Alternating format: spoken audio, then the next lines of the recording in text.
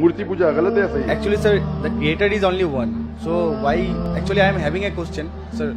That in Hinduism there is 33 crores of, idols. They are going to worship them. But I just asked many of the Hindu brothers that can you name 33 of the god to whom you are worshipping? Sir, they just can't tell the name also. भाई साहब ने कहा कि Hinduism में 33 crore God है, लेकिन 33 नाम भी नहीं बोल सकते। नाम तो 33 से ज्यादा है।